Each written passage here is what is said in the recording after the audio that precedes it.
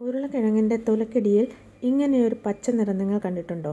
ഇങ്ങനെയുള്ളവ നിങ്ങൾ ഉപയോഗിക്കുമോ അതോ കളയുമോ? ഈ പച്ച നിറം എന്ന് പറയുന്നത് സൊലാമിൻ എന്ന് പറയുന്ന ഒരു ടോക്സിനാണ്. ഇത് വിഷമാണ്. ഇത് കൂടുതൽ കഴിച്ചു കഴിഞ്ഞാൽ വിഷബാധ ഉണ്ടാകും.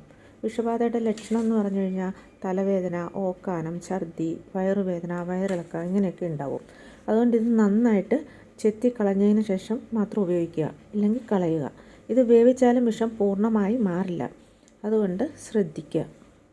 അതുപോലെ തന്നെയാണ് ഉരുളക്കിഴങ്ങ് മുറിക്കുമ്പോൾ ഒരു പർപ്പിൾ കളറിൽ അതിനകത്ത് ഡിസൈനൊക്കെ കാണാറില്ലേ?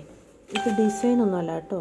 നമ്മുടെ ബ്ലൂബെറിയിലും ചുവന്ന ക്യാബേജിലൊക്കെ കാണുന്ന ആന്തോസയാൻസിസ് എന്ന ആൻറ്റി ഓക്സിഡൻറ്റുകളാണിത്. ഇത് കഴിക്കുന്നതുകൊണ്ട് ഒരു കുഴപ്പമില്ല. പക്ഷേ മിക്കവാറും ആളുകൾ കേടാണെന്ന് കരുതി അത് കളയുകയാണ് പതിവ്. പക്ഷേ ഇനി ഇത് കളയാൻ നിൽക്കണ്ട കേട്ടോ. തികച്ചും സുരക്ഷിതവും ആരോഗ്യകരവുമാണ്. ആർക്കും കഴിക്കാം. ഓക്കെ.